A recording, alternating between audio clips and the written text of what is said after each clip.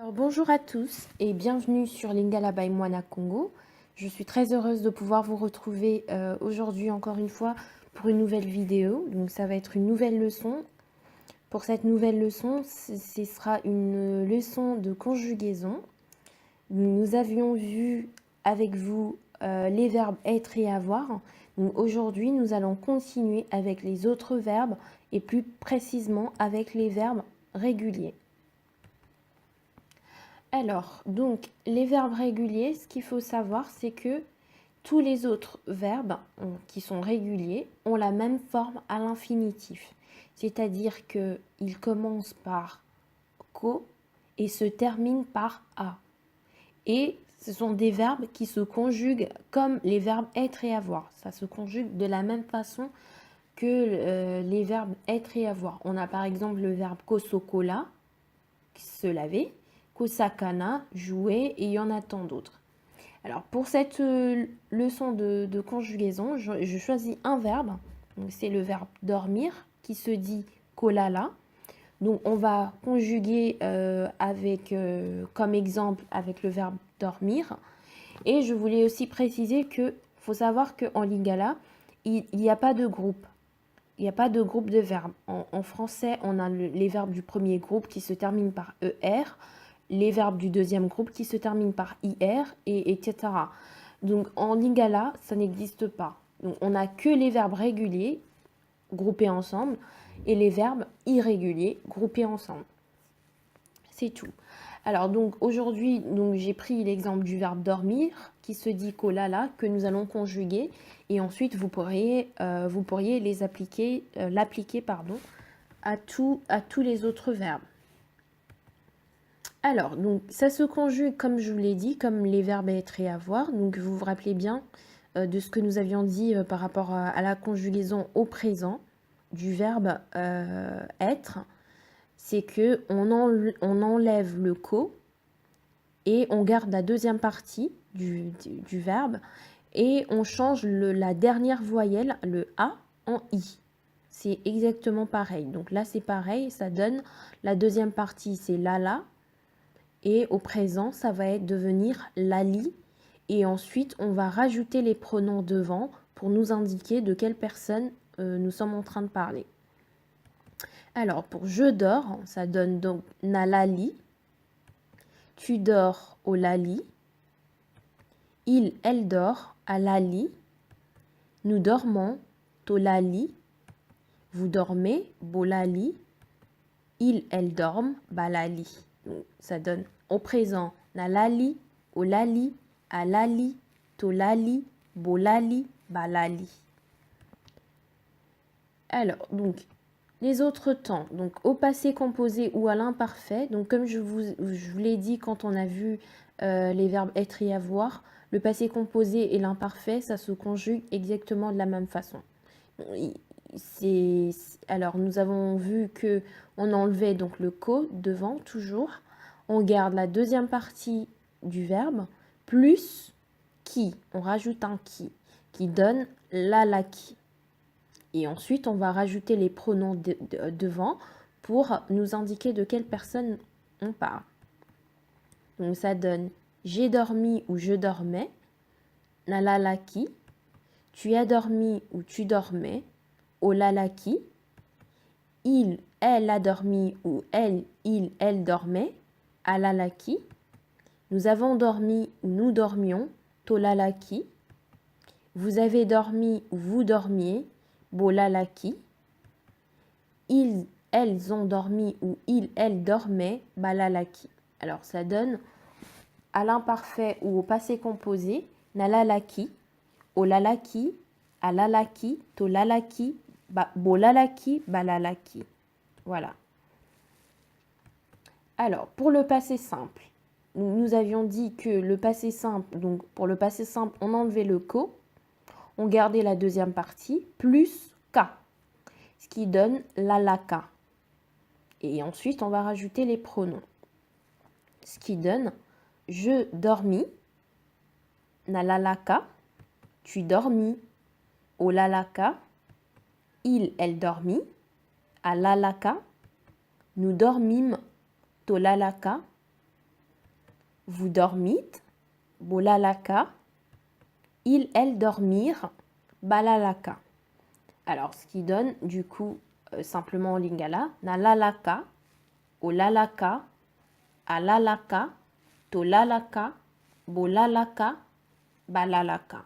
Donc, comme je vous l'ai dit, j'insiste encore une fois, autant en français, on utilise très rarement le passé simple. En lingala, c'est vraiment un temps qui est souvent utilisé. Donc, je peux dire na lalaka facilement pour dire que pour un passé lointain, je dormis. Pendant que ma mère allait travailler, je dormis, par exemple. Et je vais dire ta ou maman nanga bande kusala na lalaka. Donc voilà. C'est vraiment un temps qui s'utilise régulièrement et je pense que les personnes qui côtoient ou qui fréquentent les Congolais, ils doivent souvent entendre ce temps, des verbes qui se terminent par K.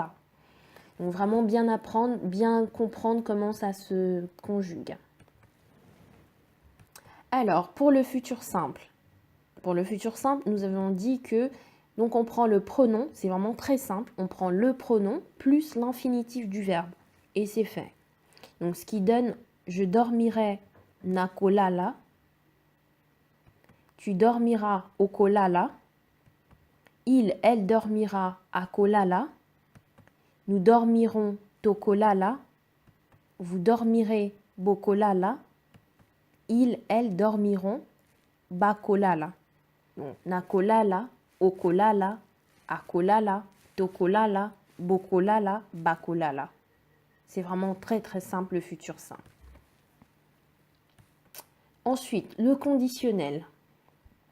Pour le conditionnel, nous avions dit que c'est le verbe vouloir au passé, donc c'est dit lingaki, plus l'infinitif. Donc ce qui donne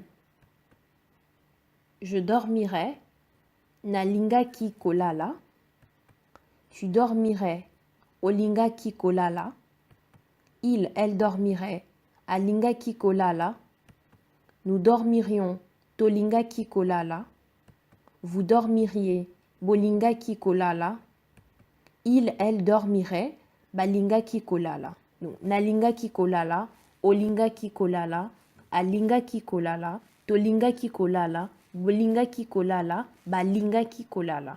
C'est pour le conditionnel qui est plutôt là le conditionnel présent. Parce que le conditionnel passé, je ne suis pas sûre que ça puisse exister. Voilà. Alors, le subjonctif. Nous avions dit que pour le subjonctif, donc il fallait enlever le co, encore une fois. On garde la deuxième partie du verbe. Précéder, on le fait précéder de po, plus pronom, plus le pronom. Donc entre le po et la deuxième partie du verbe, on met le pronom au milieu. Ce qui donne que je dorme, ponalala, que tu dormes, po olala, qu'il dorme ou qu'elle dorme, po alala, que nous dormions, potolala, que vous dormiez, pobolala, qu'il, qu'elle dorme, pobalala. Alors donc, ponalala, po olala, po alala, potolala, pobolala, pobalala. Alors, je voulais juste préciser que en lingala courant, on utilise rarement le po devant.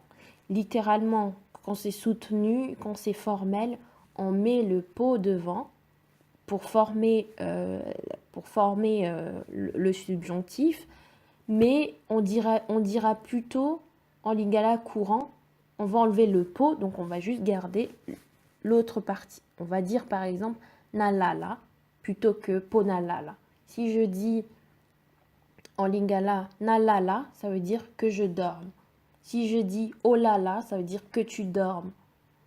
Si je dis alala, ça veut dire qu'il, qu'elle dorme. Donc vraiment, couramment, de manière assez courante, quand on parle, on enlève le po, parce que c'est très soutenu. On enlève le po et on garde que l'autre partie. Et c'est pareil d'ailleurs pour le verbe être et avoir, j'avais oublié de vous le dire, de vous le préciser. Donc voilà. Et ensuite, l'impératif. L'impératif, c'est tout simple, comme vous le savez. Donc, on a le verbe à l'infinitif. On enlève le co, on garde la deuxième partie. Pour la première personne, la personne du singulier, la seule personne du singulier, on garde que vraiment la deuxième partie sans rien rajouter, pas de pronom. Donc on dit, par exemple, dort, c'est un ordre généralement. Dort, on va dire lala. Si je dis à une personne ou à un enfant, lala, ça veut dire dors. Donc je lui donne un ordre, tu dors. Pour la première personne du pluriel, donc on dit dormant. Par contre, là, on va rajouter un pronom, le pronom to, qui veut dire littéralement nous. Donc, on va dire, si je dis tolala, je nous donne un ordre de dormir. Tolala. Pareil pour dormir, bolala. Donc, voilà, pour l'impératif. Juste pour une petite recommandation. Alors, je vous recommande vraiment, c'est très très important, de pouvoir apprendre. J'ai pas pu vous mettre tous les verbes qui existent. Vous imaginez bien que ça doit être compliqué pour moi, tous les verbes réguliers. Mais simplement, j'ai trouvé une vidéo sur YouTube d'une personne que je ne connais pas, mais c'est juste une vidéo que j'ai trouvée et la personne a fait une liste de 100 verbes le plus utilisés en Lingala. Donc je vous mettrai le lien pour que vous alliez sur cette vidéo et que vous essayiez d'apprendre quelques verbes qui sont plus utilisés en Lingala. Et par contre, je veux vous demander du coup, par rapport à la conjugaison que nous avons vue aujourd'hui, d'apprendre la conjugaison et de les appliquer au verbe suivant. Kouta, donc je prononce kouta qui veut dire venir. Kolinga qui veut dire vouloir ou aimer. Et kobanda qui veut dire commencer. Donc, je vous mettrai le lien pour aller suivre la vidéo, je crois la chaîne de cette personne, c'est Umoja quelque chose. Je vous mettrai le lien pour que vous appreniez quelques verbes.